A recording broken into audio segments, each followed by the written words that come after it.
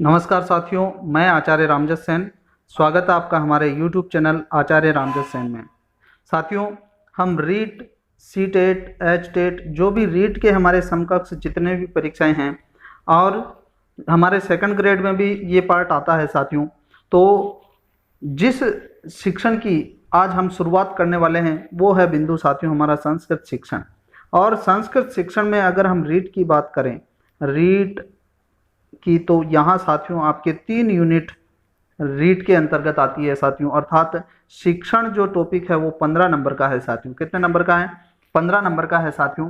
तो आज हम शुरुआत करने जा रहे हैं इस महत्वपूर्ण बिंदु की, जो कि कम समय में हम अधिक अंक हासिल कर सकते हैं साथियों।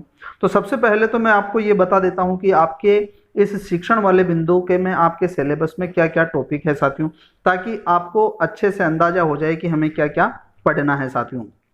तो आइए साथियों हम उसकी तरफ देख लेते हैं कि हमें क्या क्या पढ़ना है। तो हम उस तरफ प्रस्थान करते हैं। तो साथियों हम पाठ्यक्रम की बात करते हैं। पाठ्यक्रम के अंतर्गत आपके कुल 6 इकाइयाँ होती है साथियों। संस्कृत के अंतर्गत 6 इकाइयों में से जो 3 इकाइयाँ होती है, 3 इकाइयाँ प्रथम वो व्याकरण से संबंधित होती है साथियों। और वो व्याकरण से संबंधित इकाइयाँ हमने पूरी कर ली है साथियों। अब हम शिक्षण की बात करने वाले हैं साथियों। तो अंतिम 3 इकाइयाँ देखेंगे और वो 3 इकाइयाँ आपके शिक्षण से संबंधित है। आइए साथियों यहाँ बात करते हैं। ये जो 3 इकाइयाँ हैं अंतिम, ये 3 इकाइयाँ आपके शिक्षण से संबंधित होगी, जो कि 4 प्रकार से विभाजित है साथियों पाठ्यक्रम आपका। एक तो लेवल फर्स्ट और एक है लेवल सेकंड। अब लेवल फर्स्ट में भाषा प्रथम और भाषा सेकंड, ये 2 प्रकार से हैं। और लेवल सेकंड में भी भाषा प्रथम और भाषा द्वितीय, ये भी 2 प्रकार से हैं। अर्थात 4 प्रकार के सिलेबस में डिवाइड है। लेकिन आपके साथियों सबसे अच्छा बिंदु ये है सकारात्मक पक्ष कि इसमें कोई न के बराबर चेंज है, केवल एक में चेंज है। वो साथियों मैं आपको बता देता हूं कि यहाँ जो आपके 3 इकाइयां हैं साथियों, ये इन 3 इकाइयों के अंदर जो पहली इकाई है यानी चौथे नंबर की इकाई है साथियों, ये है संस्कृत भाषा शिक्षण विधि और संस्कृत भाषा शिक्षण के सिद्धांत। ये तो लेवल फर्स्ट और लेवल सेकंड दोनों में ही है।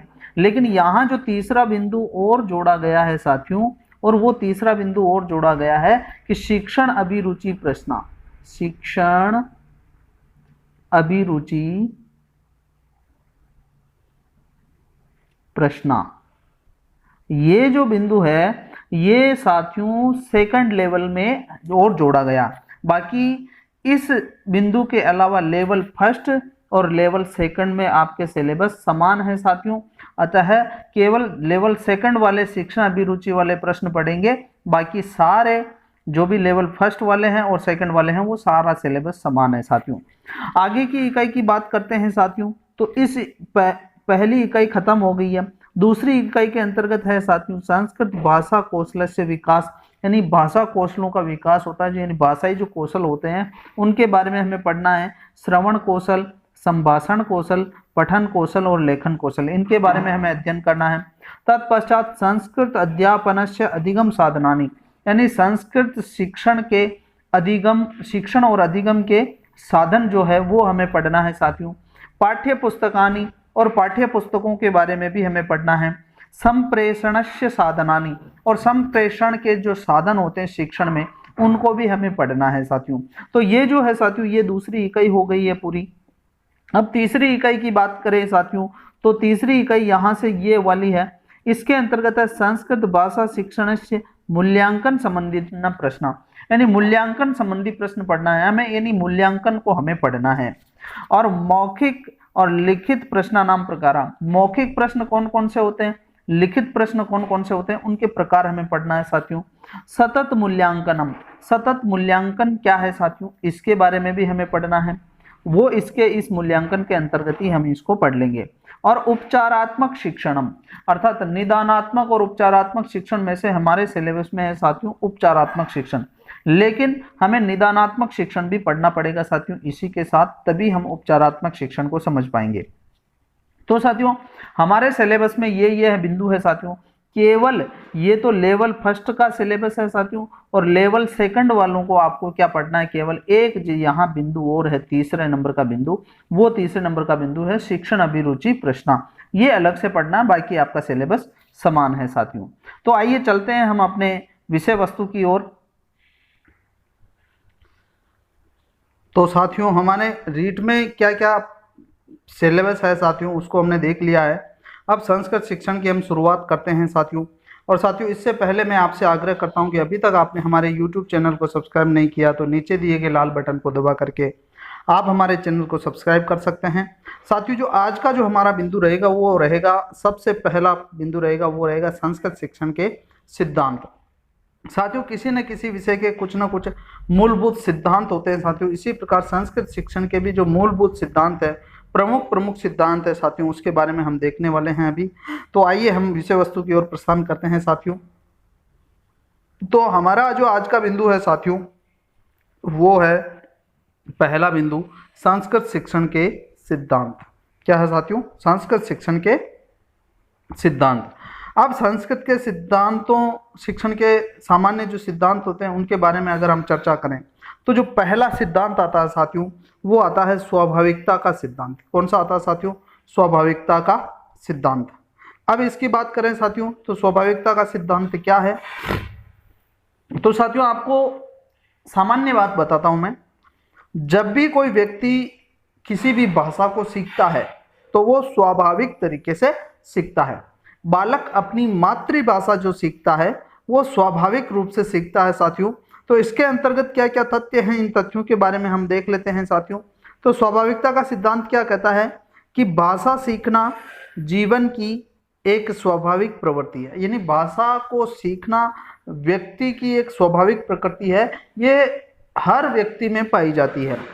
इस प्रवृत्ति के कारण ही बालक मातृभाषा को सरलता से सीख लेता है।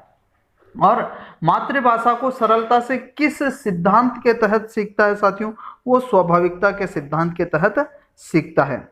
बालक का जैसे जैसे संपर्क क्षेत्र बढ़ता है उसे भाषा का मौखिक ज्ञान अधिकाधिक होता जाता है, यानी जो जो लोगों से उसका संपर्क बढ़ेगा उस भाषा का मौखिक ज्ञान उसको अधिकतर बढ़ता जाएगा साथियों, अधिकाधिक होता जाएगा। और किसी भी भाषा को सीखने व सिखाने के लिए 4 कौशलों का स्वाभाविक क्रम होता है, और वो स्वाभाविक क्रम क्या होता है साथियों? श्रवण यानी सुनना, यानी बालक सबसे पहले किसी भी चीज को सुनता है। भाषणम और भाषणम यानी बोलना, यानी ये सबसे पहले 2 भाषाई कौशल है साथियों। श्रवण के बाद भाषण करता हो, भाषण के बाद पठन करता है और पठन के बाद लेखन करता है। तो इन 4 कौशलों का ये स्वाभाविक क्रम है साथियों। बालक चाहे किसी भी भाषा को पढ़े, किसी भी भाषा को समझे, उसके लिए उसे 4 क्रम से गुजरना होता है, और वो होता है श्रवण, पहले सुनेगा, फिर बोलेगा, फिर पढ़ेगा, फिर लिखेगा। तो ये जो है ये स्वाभाविक क्रम है साथियों। इसके बाद अगर हम बात करें तो इस सिद्धांत के तहत संस्कृत शिक्षक का क्या दायित्व होना चाहिए कि यह सिद्धांत का उपयोग संस्कृत शिक्षक कैसे करे साथियों? तो देखो इस सिद्धांत के तहत विद्यालय में संस्कृतमय वातावरण बनाया जाए, यानी विद्यालय में संस्कृतमय वातावरण बनाया जाए। कक्षा कक्ष के अंतर्गत संस्कृतमय वातावरण हो, भाषण भी संस्कृत में हो, छात्रों से उत्तर भी संस्कृत में हो साथियों। इसके लिए दैनिक बोलचाल के सरल संस्कृत वाक्यों का प्रयोग कक्षा में तथा कक्षा के बाहर किया जाए, यानी जो भी सामान्य वाक्य हैं साथियों, जो सरल वाक्य हैं, उन वाक्यों का प्रयोग दैनिक रूप से कक्षा कक्ष के अंदर भी होना चाहिए और कक्षा कक्ष के बाहर भी होना चाहिए। संभाषण शिविरों का आयोजन किया जाए। संभाषण शिविर जिसको हम अंग्रेजी में स्पीकिंग कोर्स कहते हैं साथियों, तो संभाषण शिविरों का आयोजन भी होना चाहिए ताकि छात्रों में स्वाभाविक रूप से संस्कृत को सीख सके साथियों। इसके अलावा साथियों आगे की बात करें हम तो आगे क्या करना चाहिए कि आगे है कि संस्कृत के सरल श्लोकों और बाल गीतों, जो सरल श्लोक है साथियों और बाल गीत है साथियों, उनका सस्वर वाचन किया जाए तो बालक उसको स्वाभाविक तरीके से भाषा को सीखेंगे। फिर उसके पश्चात क्या है कि शिक्षक स्वयं संस्कृत में वार्तालाप करे। देखो, जैसे अगर शिक्षक तो बालकों को कहता है कि आप संस्कृत बोलो, लेकिन अगर शिक्षक संस्कृत नहीं बोलता है तो वो शिक्षण प्रभावी नहीं हो पाता और बालक स्वाभाविक तरीके से भाषा को नहीं सीख पाते। यानी शिक्षक स्वयं भी संस्कृत में वार्तालाप करें, शुद्धोच्चारण का अभ्यास किया जाए। और भाषा की ये महत्वपूर्ण कड़ी है और विशेष तौर पे उच्चारण का विशेष महत्व हमारी संस्कृत में है साथियों। तो यहाँ क्या करना है साथियों आपको कि शुद्ध उच्चारण का अभ्यास करवाना चाहिए साथियों। तो ये एक शिक्षक को इस सिद्धांत की पालना के लिए करना चाहिए साथियों। तो ये मेरे ख्याल से आपको ये स्वाभाविकता का सिद्धांत समझ में आया होगा साथियों। और जो एक और बात बताता हूँ साथियों, एक विधि आती है प्रत्यक्ष विधि। कौन सी विधि आती है? प्रत्यक्ष विधि। जो प्रत्यक्ष विधि आती है उस प्रत्यक्ष विधि में इसी सिद्धांत के कारण से वो उत्पत्ति इस सिद्धांत के कारण ही हुई है। प्रत्यक्ष विधि के अंतर्गत किसी भी भाषा को उसी भाषा के माध्यम से ही पढ़ाया जाता है। तो प्रत्यक्ष विधि किसकी देन है साथियों? इस स्वाभाविकता के सिद्धांत की देन है साथियों। उसके पश्चात साथियों हमारा दूसरा सिद्धांत है और वो दूसरा सिद्धांत है साथियों, वो है रुचि का सिद्धांत। कौन सा है? रुचि का सिद्धांत। रुचि के सिद्धांत की अगर हम बात करें तो यह साथियों जो सिद्धांत है ये पूर्णतः मनोवैज्ञानिक सिद्धांत है। क्या है साथियों? पूर्णतः मनोवैज्ञानिक सिद्धांत है। ये पूरा मनोवैज्ञानिक सिद्धांत है क्योंकि साथियों बालक वही कार्य करना पसंद करता है जिसमें उसकी क्या होती है साथियों? रुचि होती है। चाहे वो अच्छा कार्य हो चाहे वह बुरा कार्य हो साथियों, बालक वही कार्य, बालक ही नहीं संपूर्ण सारे व्यक्ति वही कार्य करना पसंद करते हैं जिस कार्य में उनकी क्या होनी चाहिए साथियों? रुचि होनी चाहिए। अब बात करते हैं कि यह सिद्धांत क्या कहता है साथियों। तो यह सिद्धांत कहता है कि प्रत्येक बालक वही कार्य करना पसंद करता है जिसमें उसकी क्या होती है? रुचि होती है। यह एक मनोवैज्ञानिक सिद्धांत है साथियों, जैसा कि आपको मैंने पहले ही बता दिया था। इसके बाद के तथ्यों की बात करें साथियों तो इस रुचि के सिद्धांत के अंतर्गत क्या होता है कि जिस विषय में छात्र की अधिक रुचि होगी वह उसे पढ़ने के लिए उतना ही प्रेरित होगा। साथियों जैसा कि हमने कहा कि बालक वही कार्य करना पसंद करता है जिसमें उसकी रुचि होती है, तो बालक उन्हीं ही विषयों को पढ़ना भी पसंद करता है जिसमें उस बालक की क्या होती है? रुचि होती है। अब साथियों समस्या ये आती है कि अगर बालकों में संस्कृत विषय के प्रति रुचि नहीं है तो फिर हमें क्या करना चाहिए? तो साथियों आगे का तथ्य क्या कह रहा है? अतः हमें क्या करना चाहिए? संस्कृत शिक्षक को संस्कृत विषय को आकर्षक बनाने के लिए निम्न प्रयोग करना चाहिए। क्योंकि हम संस्कृत विषय को अगर आकर्षक नहीं बनाएंगे साथियों तो संस्कृत विषय में उनकी रुचि उत्पन्न नहीं होगी साथियों। तो हमें संस्कृत विषय को क्या बनाना चाहिए साथियों? आकर्षक बनाना चाहिए। और आकर्षक बनाने के लिए निम्न प्रयोग करने चाहिए। वो निम्न प्रयोग कौन कौन से करने चाहिए? तो साथियों ये प्रयोग बताता हूं मैं आपको कि कौन कौन से हमें आकर्षक बनाने के लिए प्रयोग करना चाहिए साथियों। तो पहला प्रयोग हमें करना चाहिए कि दृश्य और श्रव्य उपकरणों का प्रयोग करना चाहिए। दृश्य श्रव्य उपकरण, जितना बालक दृश्य श्रव्य उपकरणों के उपयोग से पढ़ेंगे साथियों उतना ही उनके मस्तिष्क पे एक स्पष्ट चित्र अंकित होंगे साथियों, तो उनमें उनकी रुचि उत्पन्न होगी। उसके बाद हमें और क्या करना चाहिए? अंत्याक्षरी का आयोजन करवाना चाहिए और वाद विवाद का आयोजन करवाना चाहिए, भाषण का आयोजन करवाना चाहिए, निबंध लेखन का आयोजन, सस्वर वाचन का आयोजन आदि शिक्षण आयोजनों से शिक्षण क्या होता है साथियों? रुचिकर हो जाता है और संस्कृत विषय उनको बालकों को अच्छा लगने लगेगा और उसमें उनकी रुचि उत्पन्न हो जाएगी साथियों। इसके बाद हम तीसरे बिंदु की बात करते हैं। तो तीसरा बिंदु है कि संस्कृत शिक्षण के समय खेल के सिद्धांत को अपनाया जाना चाहिए। यानी खेल खेल में उनको संस्कृत सिखानी चाहिए साथियों ताकि बालक उसको रुचिपूर्वक ग्रहण कर सकें। चौथा जो तरीका हमें अपनाना है साथियों वो है पूर्व ज्ञान से जोड़कर पढ़ाया जाना चाहिए। यानी पूर्व ज्ञान से नवीन ज्ञान की ओर, ज्ञात से अज्ञात की ओर, इस चीज को अपना करके हमें पढ़ाना चाहिए ताकि बालकों को इसमें रुचि उत्पन्न हो जाए साथियों, और उनका जो कंटिन्यूटी है यानी निरंतरता उस विषय में बनी रहे साथियों। इसके अलावा पांचवा तरीका हमें क्या अपनाना है, अंतः कथाओं एवं प्रसंगों के द्वारा रुच्योत्पादन, यानी कहानी, कथा आदि के माध्यम से हम बालकों में क्या कर सकते हैं, संस्कृत विषय के प्रति रुचि का उत्पादन कर सकते हैं साथियों। आगे बात करते हैं साथियों, ये तो हमें संस्कृत को रुचिकर बनाने के कुछ तरीके हैं ताकि हम इस सिद्धांत को इस संस्कृत विषय में इस प्रकार अपना सकते हैं। अब आगे की बात करते हैं। पिंसेट ने अपनी पुस्तक लिखी है, एक साथियों एक विद्वान हुए हैं पिंसेट, उन्होंने एक पुस्तक लिखी है the principle of teaching method, यानी शिक्षण विधियों के सिद्धांत, मूलभूत सिद्धांत, the principle of teaching method, ये पुस्तक उन्होंने लिखी है। उस पुस्तक के अंतर्गत उन्होंने कहा है, क्या कहा है, जब तक छात्रों में सक्रिय रुचि नहीं होगी तब तक शिक्षक का सर्वोत्तम कार्य नहीं होगा। साथियों शिक्षक का सर्वोत्तम कार्य क्या होता है, बालक का सर्वांगीण विकास।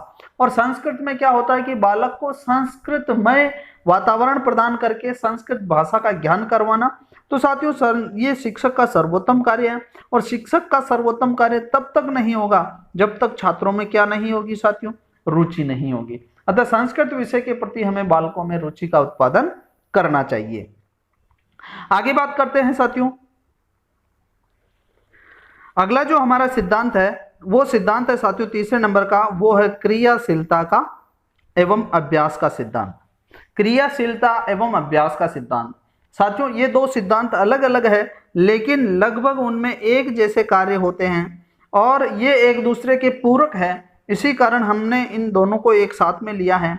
अभ्यास एवं क्रियाशीलता का सिद्धांत भी कह सकते हैं इसको, या अथवा क्रियाशीलता अथवा अभ्यास का सिद्धांत भी कह सकते हैं साथियों। तो देखिए साथियों, अभ्यास का मतलब आप जानते हैं साथियों, किसी भी चीज का बारंबार दोहराना ही क्या कहलाता है साथियों, अभ्यास कहलाता है। और बारंबार दोहराने के अंतर्गत ही उस विषय में साथियों निरंतरता बनी रहती है। इसी कारण ये दोनों ही सिद्धांत साथियों एक दूसरे के पूरक है, इसीलिए हमने इनको साथ में लिया है। और साथियों अब हम बात करते हैं कि यहाँ तथ्य क्या है कि संस्कृत भाषा में दक्षता प्राप्त करने के लिए अभ्यास का अपना विशेष महत्व है। संस्कृत भाषा में तो साथियों अभ्यास का अपना विशेष महत्व है। व्याकरणिक बिंदुओं में जैसे शब्द रूपों को, धातु रूपों को याद करने के लिए अभ्यास का महत्व है साथियों। उसके अलावा भी व्याकरणिक सूत्रों को याद करने के लिए अभ्यास का महत्व है साथियों। उसके अलावा श्लोकों को याद करने के लिए अपने इसका महत्व है साथियों। तो यहाँ अभ्यास का बहुत बड़ा महत्व है साथियों संस्कृत में। अब देखो महर्षि पतंजलि जो हुए हैं वो उन्होंने अभ्यास के लिए 3 बातें बताई है। कितनी बातें बताई है? 3। पहला उन्होंने कहा है रुचि, अर्थात रुचि पूर्वक हमें अभ्यास करना चाहिए, यानी हमें अभ्यास करना चाहिए लेकिन किस प्रकार करना चाहिए, रुचि पूर्वक अभ्यास करना चाहिए। निरंतर्य, और हमें निरंतर अभ्यास करना चाहिए। ऐसा नहीं है कि हमें 1-2 दिन अभ्यास किया और फिर छोड़ दिया, तो यानी अभ्यास हमें क्या करना चाहिए, निरंतर करना चाहिए। और वैराग्य, अर्थात जब हम अभ्यास कर रहे हैं उन अभ्यास में जो बाधक तत्व आ जाते हैं उन बाधक तत्वों का हमें क्या करना चाहिए, वैराग्य करना चाहिए। तो यहाँ साथियों महर्षि पतंजलि ने इन अभ्यास की जो 3 बातें बताई है, रुचि, निरंतर्य और वैराग्य, ये भी आपको ध्यान में रख लेना है कि 3 चीजें अभ्यास की कौन कौन सी बताई है महर्षि पतंजलि ने, तो ये आपको बता देने हैं साथियों। उसके पश्चात अगर हम बात करें कि अब संस्कृत शिक्षक को क्या करना चाहिए इस सिद्धांत के तहत, तो संस्कृत शिक्षक को क्या चाहिए कि संस्कृत शिक्षक को चाहिए कि अब पहला उसे क्या अपनाना चाहिए कि कक्षा शिक्षण में संस्कृत माध्यम का प्रयोग करे, यानी बार बार वो संस्कृत बोलने का अभ्यास करेगा शिक्षक, तो छात्र भी क्या है कि बार बार संस्कृत बोलने का प्रयास करेंगे साथियों। तो यहाँ पहला ही कार्य शिक्षक को करना चाहिए कि कक्षा शिक्षण में संस्कृत माध्यम का प्रयोग करें। दूसरा जो है साथियों, शुद्ध उच्चारण का निरंतर अभ्यास कराएं, यानी बालकों को शिक्षक द्वारा शुद्ध उच्चारण का निरंतर अभ्यास करवाना चाहिए ताकि वो संस्कृत में शुद्ध उच्चारण कर सके साथियों। क्योंकि आपको ध्यान में है कि शुद्ध उच्चारण का संस्कृत में बहुत बड़ा विशेष महत्व है। और हमारे यहाँ संस्कृत में कहा गया है कि यद्यपि बहु न आदिशो तथापि पटपुत्र व्याकरणम, यानी हे बालक तूने सब कुछ पढ़ लिया है लेकिन फिर भी तुम्हें क्या पढ़ना चाहिए, व्याकरण पढ़ना चाहिए। क्यों पढ़ना चाहिए? कि तू शब्दों का उलटफेर नहीं कर सके साथियों। उसके बाद तीसरे जो प्रकार है वो तीसरा हमें करना चाहिए कि जटिल वाक्यों का उच्चारण अभ्यास करवाना चाहिए। हमारे संस्कृत में क्या बड़े बड़े शब्द होते हैं और सामासिक पद होते हैं साथियों, तो उनका जो जटिल वाक्य है या जटिल पद है उनको बालकों का बार बार अभ्यास करवाना चाहिए। उसके पश्चात जो चौथा जो हमें तरीका अपनाना है वो है कि संस्कृत के श्लोक और पद्यों का सस्वर वाचन बारंबार करवाना चाहिए, यानी श्लोकों और पद्यों का बार बार अभ्यास के माध्यम से उनको अभ्यास करवाना चाहिए। और उसके बाद पांचवा बिंदु हमें अपनाना है कि सरल अंशों को प्रस्तुत करके अभ्यास करवाया जाए। जितने भी हमारे संस्कृत में जो सरल अंश है उनका भी अभ्यास करवाया जाना चाहिए, ताकि बालकों में एक तो रुचि का उत्पादन भी हो जाए, वो उनको अभ्यास के माध्यम से उनको ग्रहण भी कर लेवे साथियों। तो साथियों ये संस्कृत शिक्षक को हमें इस सिद्धांत की पालना के लिए करना चाहिए। इसके बाद आगे की बात करते हैं साथियों। अगला है हमारा मौखिक कार्य का सिद्धांत। चौथा जो हमारा सिद्धांत है साथियों वो है मौखिक कार्य का सिद्धांत। अब ये सिद्धांत क्या कहता है साथियों? ये कहता है कि भाषा सीखने का कार्य कानों व जिह्वा से प्रारंभ होता है। भाषा सीखने का कार्य कानों एवं जिह्वा से प्रारंभ होता है। सबसे पहले तो मैं आपको बता देता हूं मौखिक कार्य क्या होता है। मौखिक कार्य का मतलब होता है बोलना, और भाषा का महत्व तभी है साथियों जब हम उसको बोलें, बाकी भाषा का कोई महत्व नहीं है साथियों। तो यहाँ जो मौखिक कार्य का सिद्धांत है ये मूलभूत भाषा का ही सिद्धांत है, यानी बालक को जितना हो सके अधिक से अधिक मौखिक कार्य का अभ्यास करवाना चाहिए, लेकिन उससे पहले श्रवण कौशल का भी विकास होना चाहिए, तभी बालक मौखिक कार्य कर पाएगा। तो साथियों भाषा सीखने का कार्य कानों से प्रारंभ होता है और जिह्वा से प्रारंभ होता है, यानी सर्वप्रथम कानों से प्रारंभ बालक सुनेगा, फिर जिह्वा से उसको क्या करेगा, बोलेगा। इसी को मौखिक कार्य का सिद्धांत कहते हैं साथियों। महर्षि जैमिनी ने मीमांसा दर्शन के अंदर कहा है कि श्रोत्र ग्रहणे ही अर्थे लोके शब्दः प्रसिद्ध, अर्थात क्या कह रहे हैं कि श्रोत्र ग्रहणे ही अर्थे लोके शब्द प्रसिद्ध, अर्थात संसार में शब्द का अर्थ सुनने से ही ग्रहण किया जाता है, यानी किसी भी शब्द का अर्थ सुनने से ही ग्रहण हो सकता है साथियों। तो इसीलिए पहले श्रवण और उसके बाद मौखिक कार्य होना चाहिए, जो कि महत्वपूर्ण कार्य है। इसके आगे क्या कह रहे हैं साथियों, इस सिद्धांत में ये कहा गया अतः संस्कृत शिक्षक को आरंभ में वार्तालाप और मौखिक कार्य करवाना चाहिए, यानी बालकों को वार्तालाप करना चाहिए बालकों में, और मौखिक कार्य का ज्यादा से ज्यादा अभ्यास करवाना चाहिए, चूंकि बालक उनका सही उच्चारण कर सके और भाषा में दक्षता प्राप्त कर सके साथियों। इसके अलावा हमें क्या करना है कि श्लोकों की एक एक पंक्ति को लय पूर्वक सुनाकर व बोलकर छात्रों को सामूहिक अनुवाचन करने का अभ्यास करवाना चाहिए। कोई भी श्लोक है, कोई भी पद्य है, उसको बार बार लय पूर्वक बोल करके बालकों को अभ्यास करवाना चाहिए।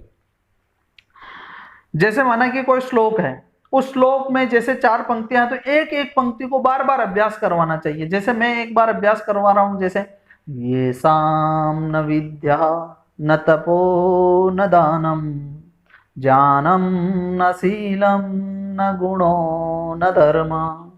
अब बालकों को इसका वापस अभ्यास करवाना चाहिए। जब तक बालकों में इसका राग लय नहीं बैठती है साथियों, तब तक उनको अभ्यास करवाना चाहिए, ताकि ये मौखिक कार्य के सिद्धांत की हमें पूर्ति हो सके साथियों, और भाषा में दक्षता प्राप्त कर सके, रुचि उत्पन्न हो सके। उसके बाद जो हमारा साथियों 5वां जो सिद्धांत है मूलभूत सिद्धांतों में शिक्षण, संस्कृत शिक्षण के सिद्धांतों में, वो है 5वां सिद्धांत अनुपात तथा क्रम का सिद्धांत। अनुपात एवं क्रम का सिद्धांत। अनुपात क्या है और क्रम क्या है, इसको भी हम समझ लेते हैं। और साथियों ये जो सिद्धांत है ये 2 सिद्धांत है। जिस प्रकार हमने निरंतरता एवं अभ्यास का सिद्धांत पढ़ा था, उसी प्रकार जो वो एक दूसरे के पूरक थे, उसी प्रकार जो ये है अनुपात एवं क्रम का सिद्धांत भी क्या है, एक दूसरे के पूरक है साथियों। तो अर्थात एक के काम आने के बाद दूसरा निश्चित रूप से काम आएगा, इसलिए दोनों एक साथ प्रयुक्त होते हैं। तो यहां देखिए क्या कह रहा है ये सिद्धांत। ये सिद्धांत कह रहा है, इस सिद्धांत के अनुसार संस्कृत शिक्षण के उद्देश्यों को विभिन्न अनुपात में तथा एक निश्चित क्रम में विभाजित कर दिया जाए। यानी जो संस्कृत शिक्षण के जो हमारे उद्देश्य हैं, 8वीं तक के क्या उद्देश्य हैं, 10वीं तक के क्या उद्देश्य हैं, जो जो हमने उद्देश्य निर्धारित किए हैं उन उद्देश्यों को एक निश्चित अनुपात में बांट दिया जाए तथा उनका एक निश्चित क्रम प्रदान कर दिया जाए। तो उसे कहते हैं साथियों अनुपात एवं क्रम का सिद्धांत। जिस उद्देश्य की पूर्ति पहले आवश्यक हो उसको पहले करने पर बल दिया जाए। यानी जो उद्देश्य हमारा जो प्रथम है उसको सबसे पहले करें, उसके बाद दूसरा करें, तीसरा, इस प्रकार उद्देश्यों की पूर्ति करें, उनको एक निश्चित क्रम प्रदान करें, तो उसे कहते हैं साथियों अनुपात एवं क्रम का सिद्धांत। लेकिन संस्कृत शिक्षक को इस सिद्धांत का प्रयोग किस प्रकार करना चाहिए, तो आइए देखते हैं। तो संस्कृत शिक्षक को क्या करवाना चाहिए, सर्वप्रथम हमें क्या करवाना चाहिए, उनको मौखिक कार्य का अधिकाधिक अभ्यास करवाना चाहिए।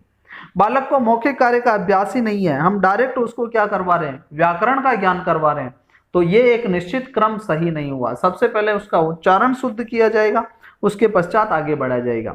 उसके बाद दूसरा हमें क्या करना है कि शुद्ध उच्चारण का अभ्यास करवाना चाहिए। अगर बालक मौखिक कार्य में कुछ गलतियां कर रहा है तो साथियों उसको शुद्ध उच्चारण का भी अभ्यास करवाना चाहिए। तीसरा हमें अपनाना चाहिए कि श्लोकों को कंठस्थ करवा देना चाहिए। जब बालक श्लोकों को कंठस्थ कर लेगा तो उसका उच्चारण अपने आप शुद्ध हो जाएगा कि किस शब्द को किस तरीके से हमें बोलना होता है साथियों। उसके पश्चात जो हमारा है साथियों चौथे नंबर का है, वो है साथियों आरोह है, अवरोह है, लय, यति, गति आदि का अभ्यास करवाना चाहिए।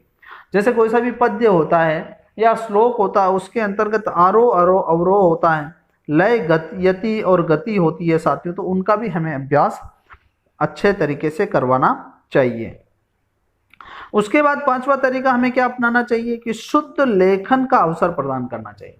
जब मौखिक कार्य सारे पूर्ण हो जाते हैं, शुद्ध उच्चारण पूर्ण हो जाते हैं, श्लोकों को कंठस्थ करवा दिया जाता है, आरोह अवरोह लय गति ये सारी चीजें करवा दी जाती है, तो उसके बाद हमें उसको क्या करवाना चाहिए, शुद्ध लेखन का अवसर प्रदान करना चाहिए। अब हम शुरू में अगर बालक को कहें कि शुद्ध लेखन करो तो वो नहीं करेगा, तो इसीलिए साथियों शुद्ध लेखन का अवसर ये एक निश्चित क्रम हमें अपनाना है साथियों। उसके बाद क्या करना है साथियों कि व्याकरण के ज्ञान को परिपुष्ट करवाना है साथियों।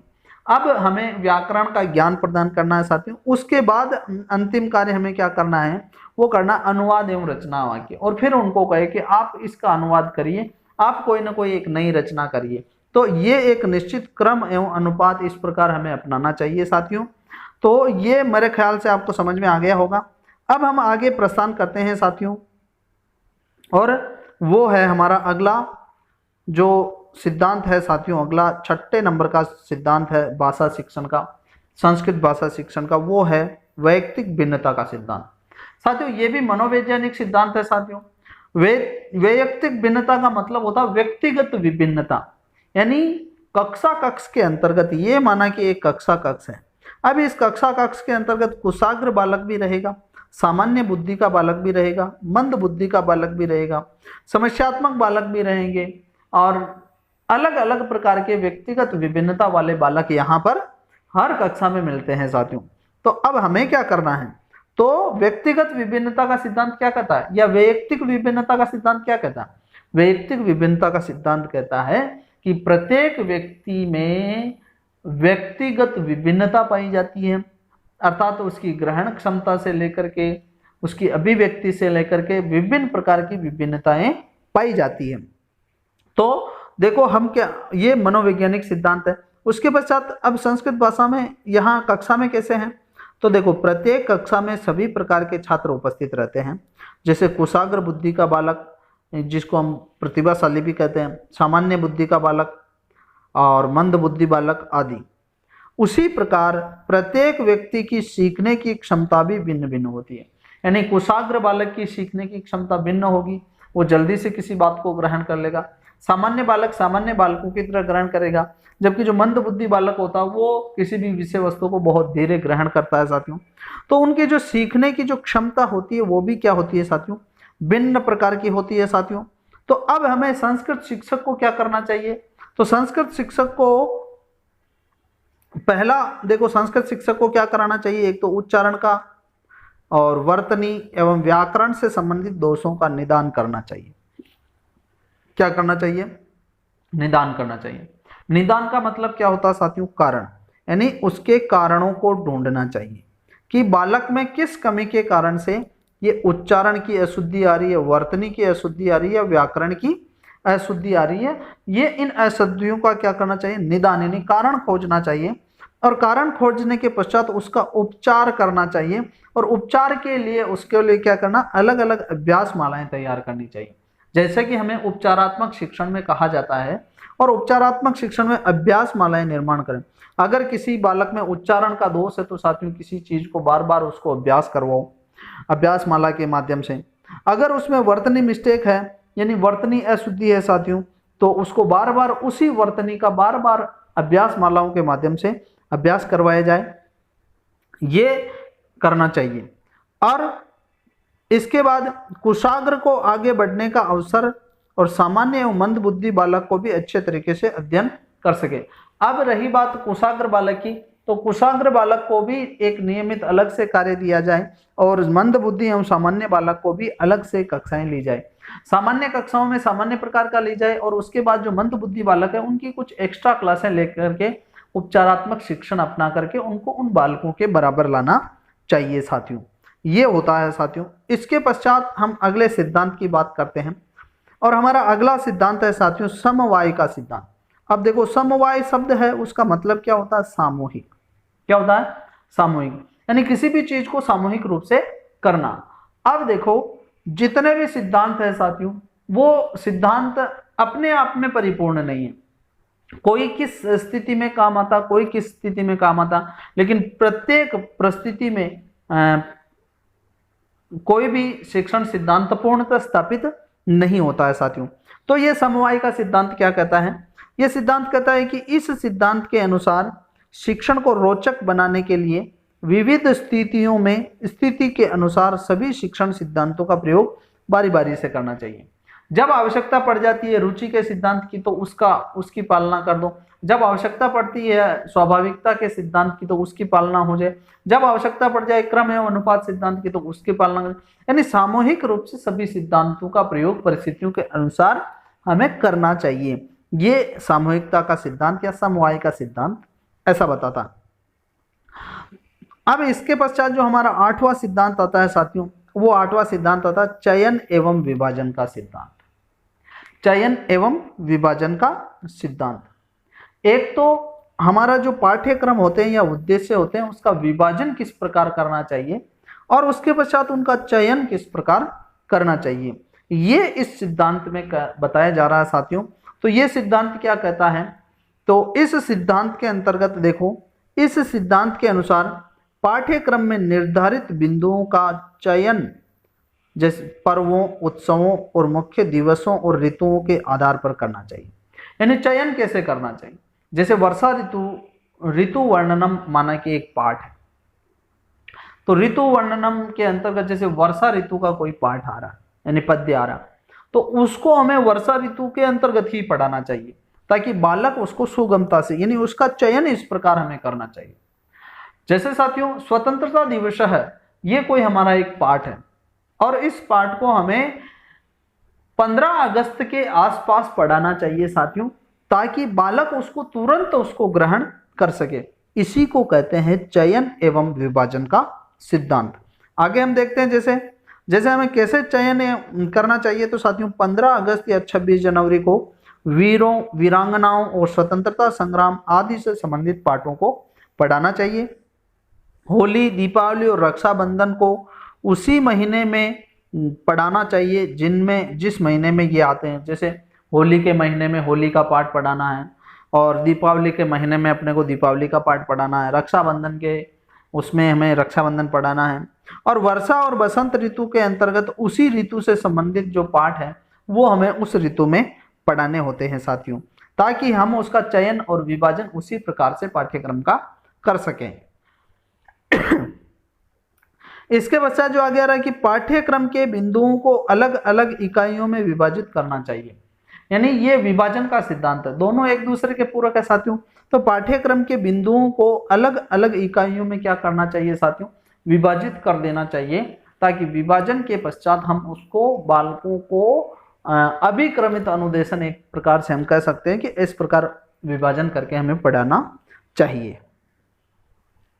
तो साथियों ये हमारे जो मूलभूत 8 सिद्धांत है, इन 8 सिद्धांतों को मैंने आपको समझाया है और मुझे पूर्ण विश्वास है कि ये सिद्धांत आपको समझ में आए होंगे।